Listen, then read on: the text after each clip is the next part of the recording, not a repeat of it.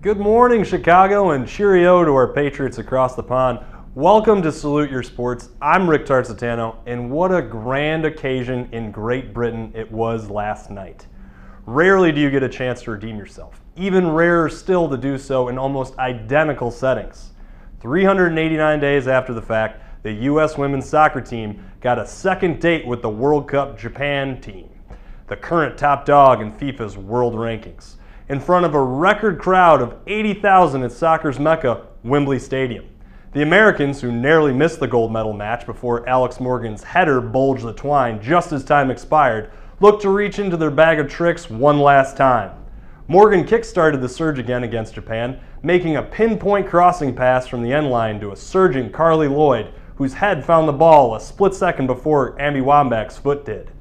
Lloyd would find the net again with a rocket shot 20 yards out, and the U.S. would need it.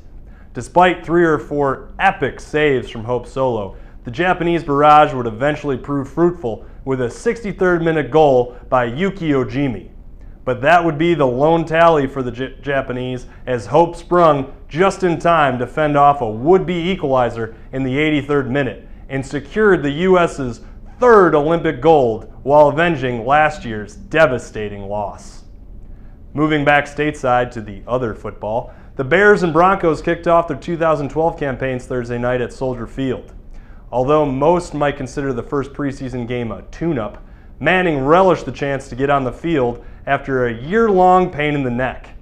With Pro Bowlers Julius Peppers and Brian Urlacher sidelined, it looked as though Peyton might find pay dirt in his first ride with the Broncos, completing 4 of his first 6 passes for 44 yards on his only snaps for the night.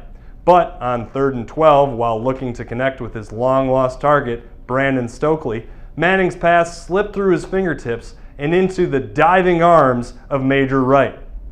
Another highly anticipated reunion was slated to debut as Brandon Marshall and Jay Cutler looked to start their Super Bowl predicted run. Coach Lovie Smith, however, decided to put their plans on ice for another week due to Cutler's recent absence. Jay welcomed his first child into the world, one Camden Jack. Hopefully the duo get their chance to reconnect next week and embark on a dream season. It seems as though the Dwightmere is finally over. Superman is heading west for gold. Gold and purple, that is.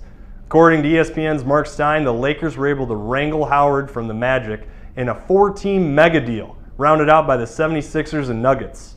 The Magic's new GM, Rob Hennigan, has wasted no time giving the team a complete makeover. With only 2 starters from last season left on the roster, Hennigan has traded away mammoth contracts to clear cap room and get younger, fast.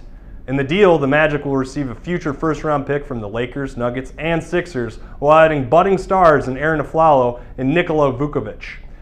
Meanwhile, Philadelphia, who took a surprisingly long dip in the playoff pool last season, acquired 2 polarizing players whose upside is as auspicious as their persona, in Andrew Bynum and Jason Richardson.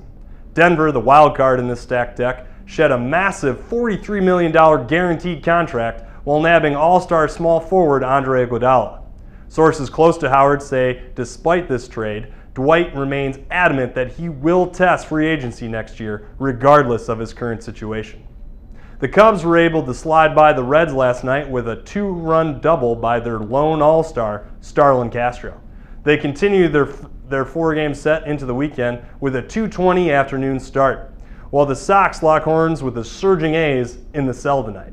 Only 3 days remain in the 30th Olympiad, and the U.S. lead the medal count at 90, with China 10 behind, and remain golden, with the London leading 39 gold medals. The team events headline this weekend's activities as the U.S. men's and women's basketball clubs look to repeat as champions. To salute more sports, head to saluteyoursports.com. I'm Rick Tarzitano, and we'll see you soon.